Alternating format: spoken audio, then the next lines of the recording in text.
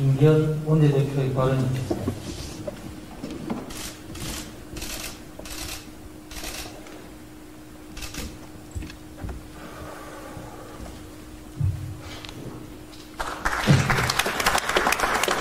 오늘 아침부터 늦은 시간까지 우리 당내의 주요 현안 문제, 앞으로 우리 진로 문제에 대해서 진지한 토론이 진행되어서 매우 의미 있는 날이라고 생각하는데, 또 여러분들 많은 시간 여기 하려는 바람에 좀 아까운 시간을 빼앗기긴 했습니다만, 그러나 이 시간이 보다 좋은 결과로 이어질 것이라고 저는 믿습니다. 이 중차대한 3월 9일 대선을 앞두고 무엇보다 당내 전열 정비가 최우선 과제다, 저는 그렇게 생각해서 그와 같은 최종적인 전열 정비를 위한 나름의 노력을 우리가 계속해 오고 있고, 또 그것이 좋은 결실로 이어지기를 원하는 것은 우리 의원들 전원의 똑같은 심정일 것입니다. 그래서 그 최종 마무리를 오늘 중에는 어떤 형태로든지 가닥을 잡아야 된다 하는 그런 치열하고도 절절한 마음으로 여기 우리 함께하고 계신 의원들의 마음을 우리가 지금 녹여내고 있는 중인데, 윤석 대표님께서 오늘 참석을 해주시겠다 해서 오셨고, 아무래도 윤석 대표님과 관련된 현안이기 때문에 직접 말씀을 듣는 것이 당연한 기본적 도리라고 저는 생각합니다. 그래서 다른 의견도 일부 있었지만 이 대표님 말씀을 우리가 공개적으로 듣고, 또 그런 다음에 필요할 경우는 자유토론을 비공개로 진행하든지 하면서 오늘 중으로는 이 문제가 어떤 형태로든지 일단락이 되고, 우리가 좀 더 건설적인 방향으로 힘을 국민들을 향해서 우리의 에너지를 발산하고 발품을 팔는 그런 형태로 전개가 되었으면 좋겠다 하는 생각을 합니다. 좀 이제 윤석 대표님 말씀을 들어주시면서 경청해 주시길 부탁을 드리겠습니다. 고맙습니다.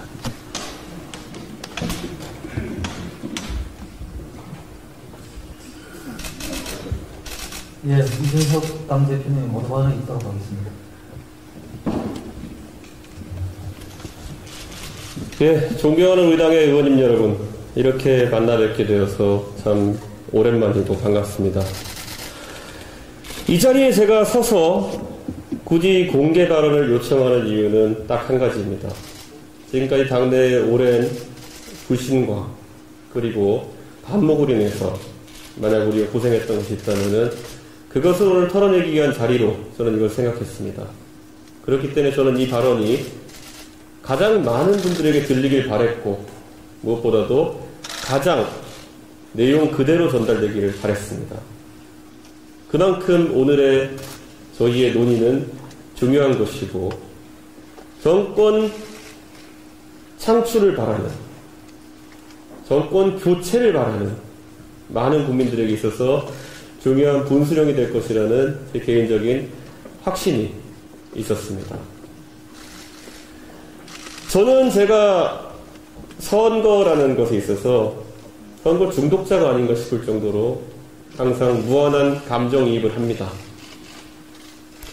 2021년은 저 같은 선거 중독자에게 매우 신나는 환경이었습니다.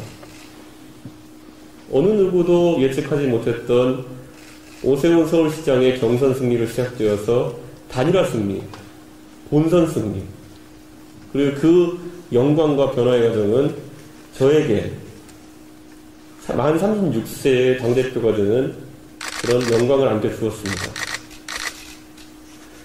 저는 근데 그것이 제 개인의 노력보다도 우리 당원들과 또 우리 의원님들의 집합적인 판단의 결과라는 생각을 했습니다. 우리 당이 최종적으로 그 연이은 선거의 최종 도전 과제인 대선 승리를 위해서 역사에 없는 선택을 한 것이라고 저는 알고 있습니다. 그래서 저는 당선된 뒤부터 저와 함께 일을 하신 모든 의원님들이 알고 계시겠지만 정권 창출에 도움이 되는 많은 준비 과정을 진행해 왔습니다. 초기에 저와 함께 같이 일정을 했던 분들은 어떻게 매일매일 당대표가 지방을 다니고 하면서 당원을 모으고 하는 과정을 지속할 수 있겠냐면 우려를 나타내게 됐습니다. 너무 일정이 빡빡해서. 서범수 의원님 병났습니다, 그때. 저 기억합니다. 그 과정을 겪어가지고 경선에 돌입했습니다. 이낙연 대 이재명이라는 빅매치라고 홍보하던 민주당에 비해서 우리 당의 경선은 훌륭하신 대선주자들이 조기에 입당하고 그리고 아주 공정하고 아주 치열한 경선을 통해서 훌륭한 후보자를 선출하는 것으로 잘 마무리되었습니다. 그 경선의 과정이 국민들의 관심을 끄기 충분했고 그 경선을 통해서 국민들이 새로운 희망을 보았기 때문에 우리 당은 대통령 선거가 시작되는 시점에 여론조사에 따라 다르지만은 10% 이상 되는 우위를 가지고 선거에 돌입했습니다. 그런데 냉정하게도 저희의 오늘의 현실을 되짚어보면은 저희는 10% 차로 뒤지는 여론조사를 곳곳에서 경험하고 있습니다. 이것에 대해서 많은 사람이 책임감을 느껴야 한다고 생각합니다. 당장 우리 윤석열 후보부터 당 대표인 저까지 그리고 각자의 위치에서 많은 노력을 하고 계시지만은 그에 비해서 이런 안 좋은 결과가 나온다는 것에 대해서 우리 당에 책임 있는 당직자라면 누구나 자신의 문제처럼 안타까워해야 됩니다. 그런데 그에 비해서 지난 한 달 우리의 하락세 기간 동안 우리의 대처는 너무 소극적이었습니다. 우리가 6개월 전까지 7개월 전까지 저희가 한 번도 당이 생긴 일에 겪어본 적이 없던 즐거운 비명을 지르던 저희의 모습이 더 이상 아닙니다. 의원들 한 분 한 분마다 지역구 사무실에 본인이 모집하지도 않은 본인의 기초의원과 광역의원도 모집하지도 않은 젊은 당원들이 100명, 200명씩, 300명씩 쌓일 때 그것이 우리는 어떤 새로운 정치 문화의 태동이라는 생각보다는 뭔가 우리의 앞으로 당연히 가지고 가는 기득권인 것처럼 인식했던 건 아닐까. 저는 그걸 우리가 되짚어봐야 된다고 생각합니다. 제가 언론에 나가서 했던 얘기 중에 세대 결합론이라는 얘기가 있습니다. 세대 포위론이라는 이야기도 있습니다. 이 세대 포위론이라는 것이 동작했던 것은 오세훈 서울시장 선거가 처음이었고 이것이 동작하는 방식은 간단합니다. 문재인 정부에 가장 실망한 그래서 정권교체론이 가장 높은 젊은 세대에 가장 중요하게 생각하는 것들을 우리 입으로 대신 이야기해주고 정책을 만들 때 그들은 가장 강하게 호응했습니다. 그래서 너무나도 즐거워서 코로나 시국이기 때문에 다른 곳에서는 의사소통하지 않더라도 가족마다 있는 단톡방에서 20대, 30대가 설득한 겁니다. 50대, 60대 부모를. 지금까지 우리 보수정당의 선거라고 하는 것은 부모 세대가 자식 세대를 설득하는 방식으로 여론의 전파가 이루어졌습니다. 근데 지금 이 선거, 코로나 국면에서 연말에 모임도 하지 못하고 여론 형성의 주 공간은 오히려 젊은 세대가 만들어놓은 공간 속에서 많은 자료들이 만들어지고 그것이 부모 세대에게 전파되는 방식으로 이루어지고 있습니다. 오세훈 서울시장 선거에서 민주당의 말도 안 되는 생태탕 의혹을 막아냈던 것은 자신들의 선거라고 그걸 생각했기 때문에 열심히 자료를 찾아서 반박 자료를 만들고 인터넷상에 뿌리고 가족 단톡방에 그것을 뿌렸던 젊은 세대의 네거티브 대응이었습니다. 우리가 지금 반성해야 될 지점 그리고 우리가 지금 선거에서 뼈아프게 느끼는 지점은 우리를 위해서 많은 자료를 만들어주고 방어해주고 온라인상에서 여론전을 펼쳐주던 젊은 세대가 왜 일순간에 실망해서 오히려 가족 단톡방에서 우리를 저주하는 이야기를 부모에게 전파하고 있느냐. 이 현실을 받아들여야 되는 겁니다. 저희는 여당에 비해서 조직도 약합니다. 이미 지방 조직과 관변단체를 상당수 장악한 민주당에 비해서 우리가 기댈 것이라고는 자발적인 젊은 세대의 참여의 문화입니다. 아시는 분은 아시겠지만은 이번 선거에서 저는 당연히 서울시장 선거와 전당대회에서의 그 파도가 민주당을 집어삼킬 것이라 예상하고 그 파도를 타기 위한 체계적인 준비를 해왔습니다. 지난 서울시장 선거에서 위력을 발휘했던 유세차는 아예 이제 앱으로 준비되어가지고 국민 누구나 신청하는 사람이 유세차에 올라갈 수 있도록 설계를 해놨습니다. 그런데 그것을 지금 저희가 오픈할 수 있을지가 저는 궁금합니다. 정말 자신의 희망을 얘기하던 젊은 세대가 그 앱을 통해서 참여할 걸 신청하지 않았을 때 그 공간을 메우러 들어올 유세차 연설자는 아마 우리가 지난 3, 40년 동안 우리 보수 정당의 유세차에서 봐왔던 그런 모습일 겁니다. 저는 굉장한 위기감을 느낍니다. 왜냐? 제가 이것을 계속 준비해왔기 때문에 이 계획이 실현되지 않았을 때 우리는 무엇을 가지고 선거를 치르냐에 대해서 굉장한 절박한 마음이 있습니다. 그런데 이 위기의식에 대해 가지고 우리는 하루하루 잃고 있습니다. 표를. 지금 우리 후보에게서 이탈한 표의 대부분은 2030, 40표인 걸 알 겁니다. 혹자는 이렇게 얘기할지 모릅니다. 이준석이 2030을 인질 삼아가지고 본인의 정치적 목표를 실현한다고요? 지방선거에서 이준석이 득세하기 위해서 이런 난동을 부리고 있다라고 표현하는 유튜브들에게 제가 반박하겠습니다. 저를 가까이서 보신 분은 아실 겁니다. 조강특위에 참여하신 모든 분은 아실 겁니다. 저와 함께 인사과정에 참여하신 모든 분은 아실 겁니다. 제가 단 한 번이라도 제가 경선이 아닌 방식으로 사람을 꽂아놓은 적이 있습니까? 제가 당대표로서 행사할 수 있는 인사권을 제가 공정하지 않은 방식으로 행사한 적이 있습니까? 제가 지방선거에 대해서 시험을 치겠다는 것이 어떻게 제 사람을 꽂아놓고 지방선거를 장악하겠다는 얘기겠습니까? 저와 사적으로 식사하시면서 자리에서 그런 대화해보시면 아실 겁니다. 인구 1% 이상인 지역에는 경선을 했으면 좋겠다라는 제 발언이 제 사람을 꽂아놓겠다는 방식이겠습니까?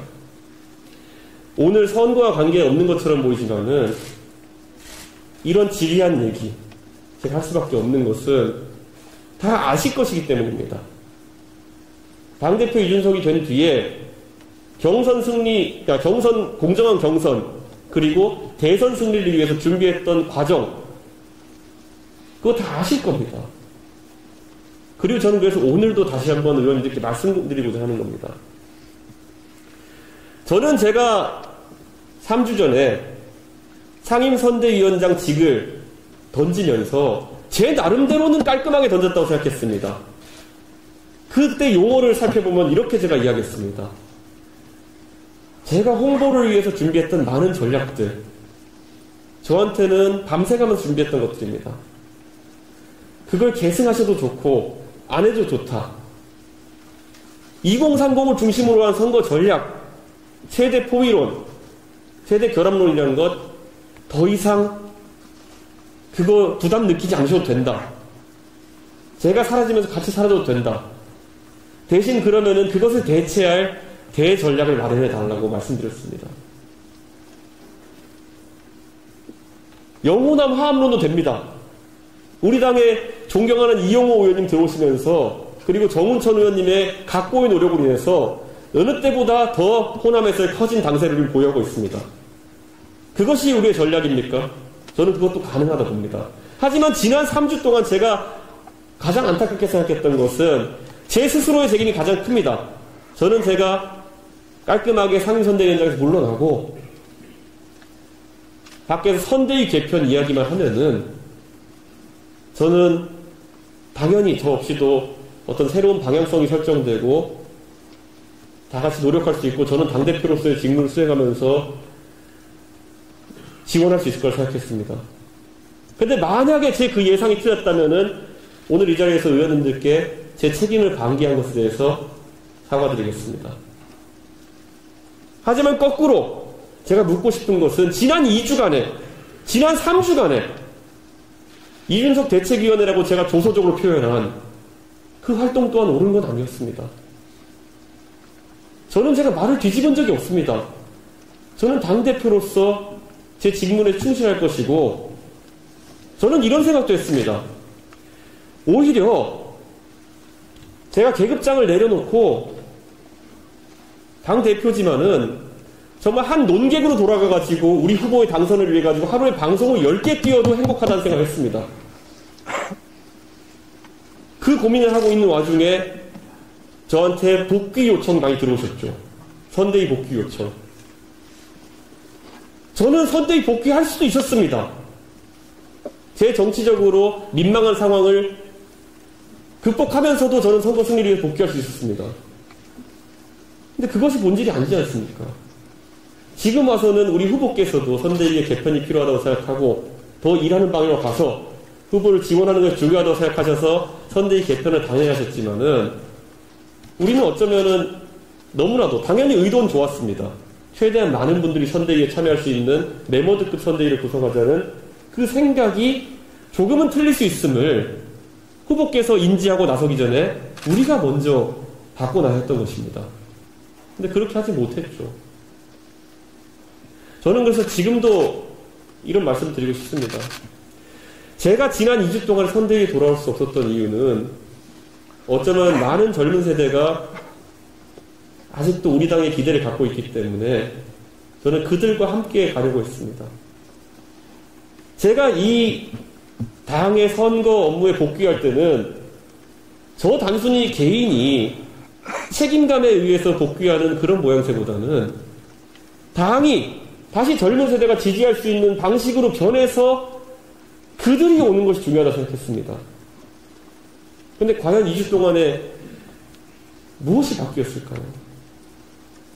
저는 그래서 오늘도 저는 여러분께 의원님들께 호소하고 싶습니다. 지금 본질은 이준석의 사과 반성을 시작으로 해서 젊은 세대가 다시 우리 당에 돌아올 수 있도록 하는 것입니다. 그간의 인재 영입에 있어가지고 다소간의 소통이 부족했다 그러면은 제가 사과해도 됩니다. 제가 젊은 세대의 대표로 제가 대표로서 조금 더 당무에 집중하지 못해서 적극적으로 의견 개진을 못해서 후보께 말씀 못 드렸다. 그런 형식적인 게 중요한 거 아닙니다. 저는 할 수 있습니다. 할 의향이 있고 그렇게 살 겁니다. 저는.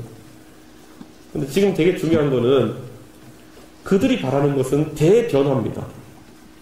저는 그래서 어제 후보께서 하신 말씀에 대해서 굉장히 긍정적으로 평가한다고 제가 첫 반응을 내놨습니다. 후보께서 어제 하신 말씀에 보면은 2030 세대에 대해 가지고 본인께서 잘못 생각하고 있던 부분에 대해서 참 어려운 말씀이었겠지만은 잘 했습니다. 앞으로 2030과 잘 접촉해서 잘 이제 해보겠다는 의지의 표명, 좋은 시작이었습니다. 저는 그걸 이어나가고자 했습니다.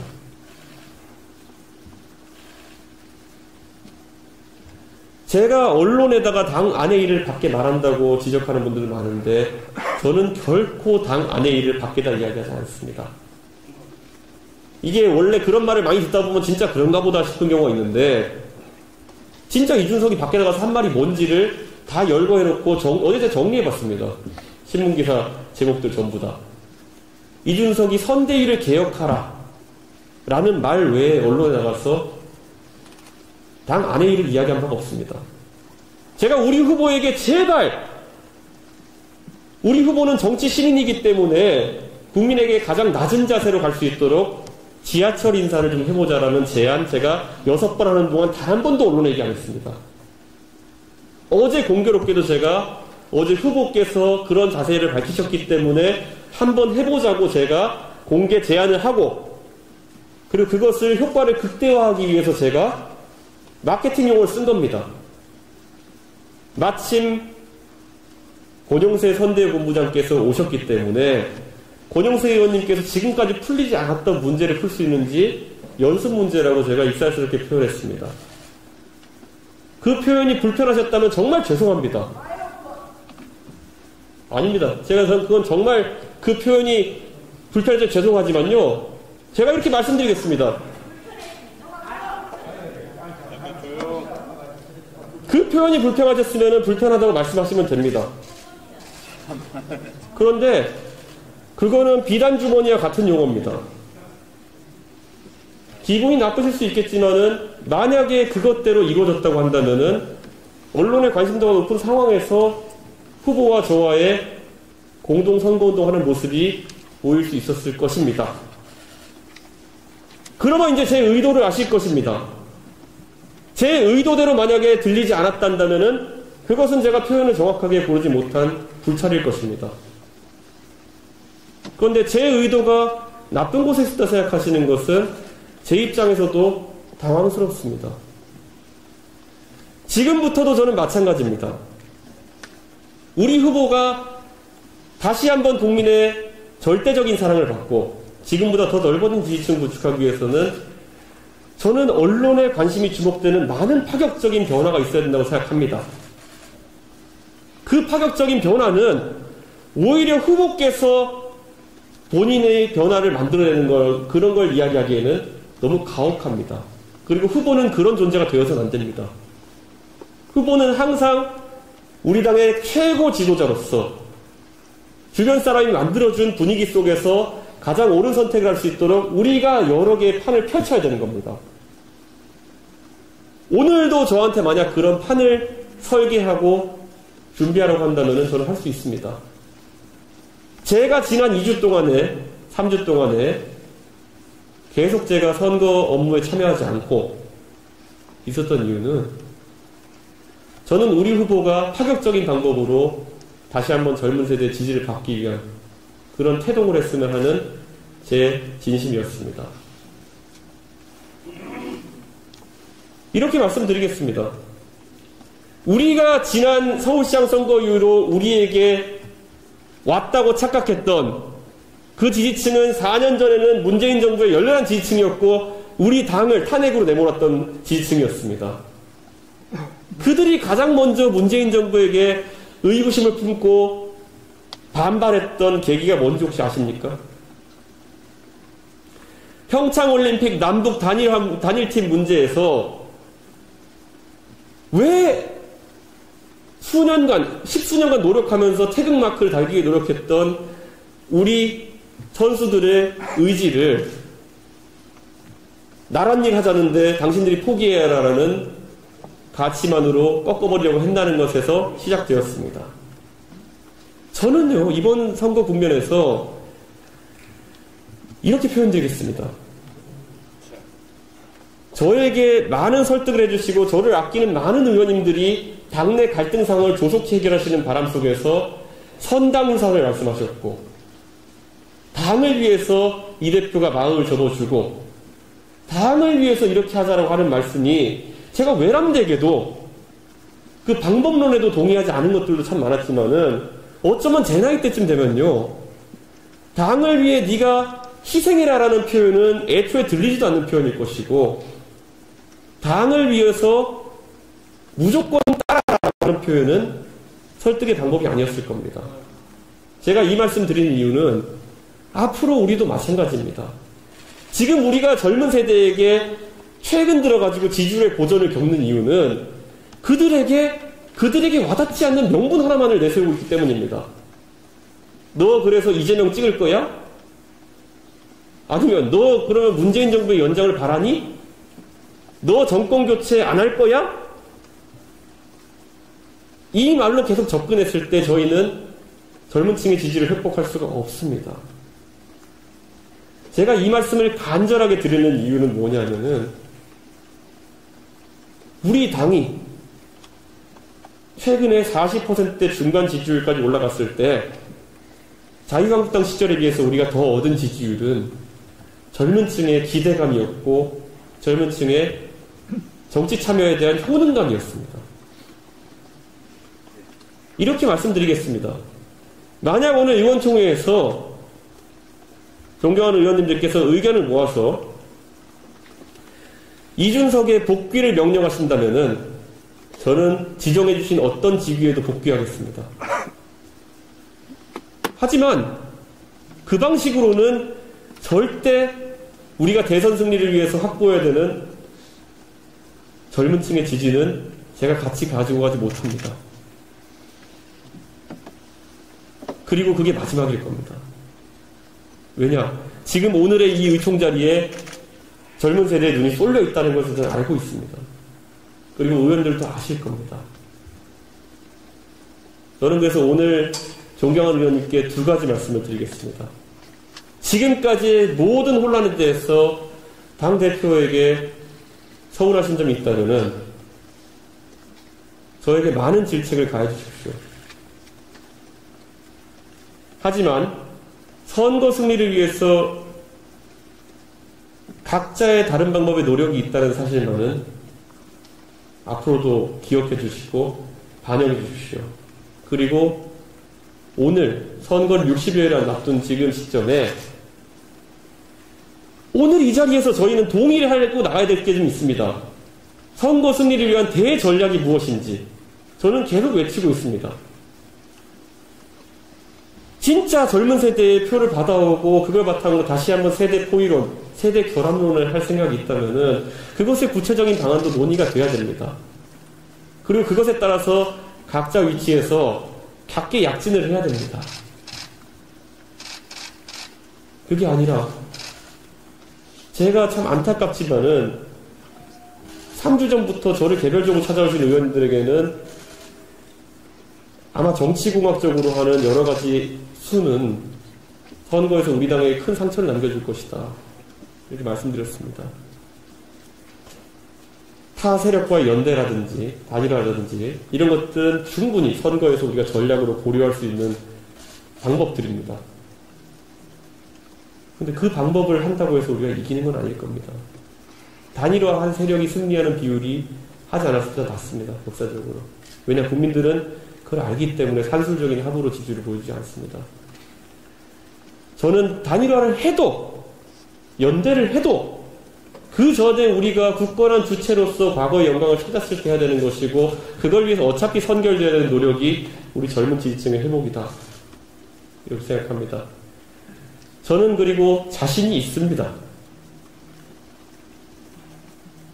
우리가 잘못했던 것들, 우리가 방향성을 잘못 선택했던 것들을 오늘 이 자리로서 우리가 활발한 토론을 통해 가지고 우리 후보께서 어제 천명하신 것처럼 새로운 방향으로 나아가자는 결의를 할 수 있을 때 열흘 내로 저는 그 지지층은 다시 우리에게 관심을 가지기 시작할 것이고 추석 전까지 우리는 다시 한번 정권 교체에 있어서 크고 강한 위치를 확보할 수 있을 것입니다. 저는 그래서 오늘 이 자리에서 활발한 토론이 있길 기대하고 제가 싸우자는 것은 절대 아닐 건 아실 것입니다. 제가 오늘 만약 당의 불화를 만들어내고 제 항변을 하고 당에 대한 제 불만을 이야기하고 의원님들에 대한 불만을 이야기하는 자리를 가지려는 의도가 조금이라도 있었다면 저는 이미 오후 2시, 3시쯤에 기자회견을 잡았을 겁니다.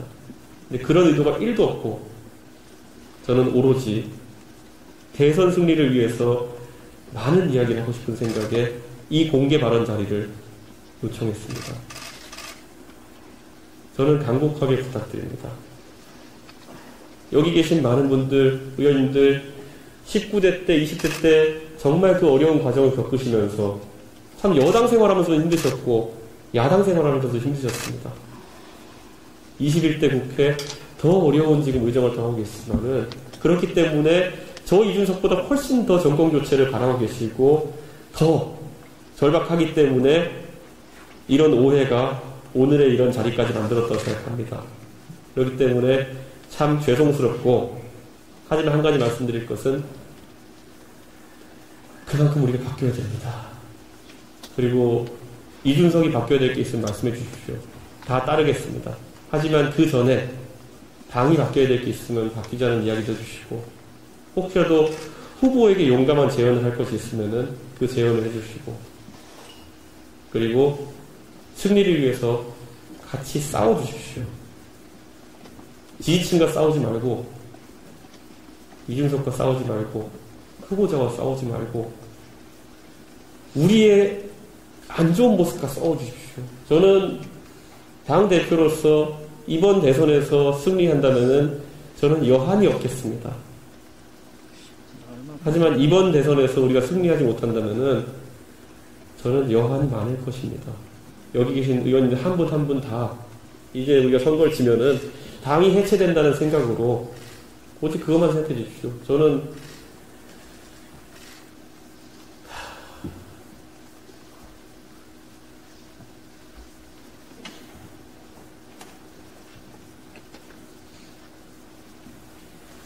우리가 민주당보다 못한 게 뭡니까? 이재명이 탈모 공약 만들었다고 해서 뭐 그렇게 대단합니까? 그거 이미 예전에 하태경 의원이 다 고민하시던 건데 우리는 조금 더 국민을 생각하고 현실적이기 때문에 내지 못했던 겁니다. 이종석 의원님 안 오셨나? 이종석 의원님이랑 저랑 고민하던 장애인 관련 공약들, 저상버스 확대하자, 특별교통수단 확대하자, 이런 것들이 더 대한민국에서 중요한 그런 공약들입니다. 송원석 의원님 준비하고 계시던 그 공약, 아니 그 작전, 민주당에 무슨 쌀집 아저씨가 가고 뭐 한다든 우리가 우월한 계략을 가지고 있습니다. 다 준비되어 있습니다. 오직 하나, 우리가 단결돼가지고 선거 승리를 가겠다는 그런 마음만 우리가 모을 수 있으면은 내일부터 치고 올라갈 수 있고, 저는 오늘 꼭 그런 회의가 됐으면 좋겠습니다. 감사합니다.